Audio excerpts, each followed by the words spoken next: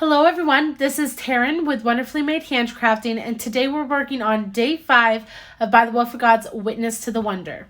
In day 5, Judy is talking about God's loving kindness and steadfastness and how he continues to use broken people with broken pasts in his lineage of Jesus. We see Ruth, who came from a family of incest, and we also know Bathsheba was in the lineage also, and she was caught in adultery with David. And we just see God's redeeming grace through all of these stories.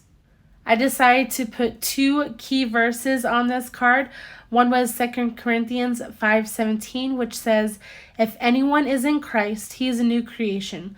The old has passed away. Behold, the new has come." And I wrote that on this blue library card right here.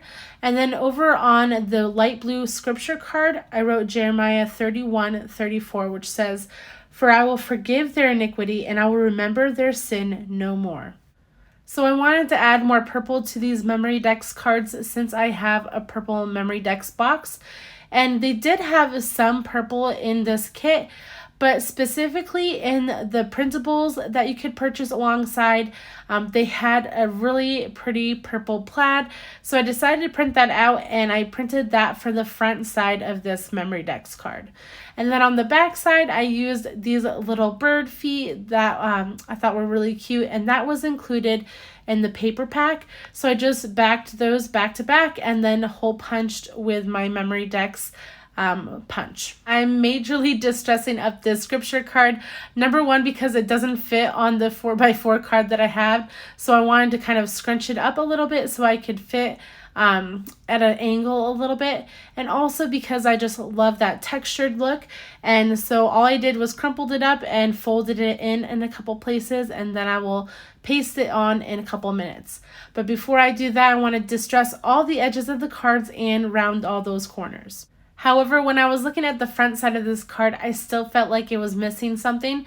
So I grabbed this holiday brushstroke die, and I'm looking for some nice greenery pieces to use, but I'm going to make them blue and pink to match what I have going on. Of course, they don't have any plain purple papers in the paper pack, and so I'm just using a light blue and a couple accents of pink here.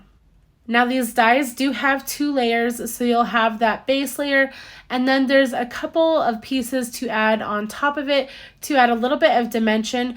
Luckily, those are put on the same die, so if you have like a fern die and there's a couple accent pieces, they're going to be cut out at the same time.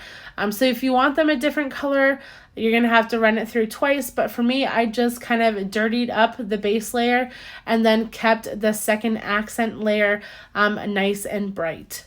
Now, I haven't been using every single one of the flashcards or scripture cards, so I have a couple of extra paper pieces to use. And since this piece right here is a berry piece, I decided to cut out the base layer in blue, and yes, I cut off a little berry by accident by brushing too hard. But then I end up picking up this pink flashcard. This was one for day 5 that I just knew I wasn't going to use, so I ended up cutting out some pink berries to place on top of this floral arrangement instead of regular blue. This is why I absolutely love the brushstroke line of dies. This is obviously supposed to be one for Christmas or winter, but you can use it all year round. Like, I don't think the berries necessarily have to be like a winter berry or holly berry or whatnot. And the greenery doesn't have to be Christmas related. You can make it a bright green and make it for spring or whatnot. So that is what I love about the brushstroke dies. Now, since I just have this bird kind of hanging here, I don't want it looking like it's just sitting in midair. So that is why it's great to have these just greenery dies and make it look like she's sitting on a branch. So I'm going to put that one down first on the left-hand side, and then I'm just going to place these little tiny extra ones around her on the right-hand side. After gluing down these greenery pieces, I have decided to prop up this little bird on some foam tape. That is kind of my go-to right now for these memory decks cards. You have such a small amount of space that I want to add as much dimension and as much texture as possible. And so that foam tape has come in real handy lately.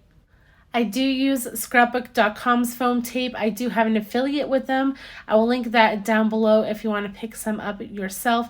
I do find it to be the best foam tape around, and it has a pretty good price on it as well. But as I put this bird down, I realized that it feels like it's missing something in the upper right hand corner now. So I'm going to try to peel back that library card a little bit and stick this ticket in that I had printed off from the Printables. As I was putting everything on, I realized that I didn't have day 5 on this card at all, since I didn't use the free printable pocket. And so I grabbed the numerical stickers and I add that 5 down, and I just outline it with a small micron pen. You could also use the outliner stamp that they have. And then I'm going to spell out day with these little mini alpha stickers. And then I'm going to flip it on over and start working on the back side. Now this backside is going to be fairly simple. I did grab this gingham washi tape that they had on the clear stickers. Obviously this is not real washi tape. It does not tear like real washi tape, so you kind of have to cut it in whatever way you want. But I did want those white checker areas to be very white. I didn't want it to blend in with the brown of the card, so I decided to put that on cardstock first, and then I'm going to just smush it down, and then I'm going to use my tiny attacher to fold down this little part of the scripture card, and then I will glue that together on top just slightly over that gingham washi. And then the last thing I will do on this card is add a little bow. This is some velvet trim actually from Stampin' Up. I got it a while ago while it was on clearance. And I will use my fabric tack glue to tack this all together. I just do it by hand. I don't sew it down or anything. And then after I glue this down, guys, this card will be finished. If you've enjoyed this video, please like and subscribe to my channel. You can go ahead and follow me over on Instagram at Wonderfully Made Handcrafting, and I'll try to link everything I used down below. If you haven't seen a day 4's process video yet, I will link that next, and I hope you have a wonderful day. Bye.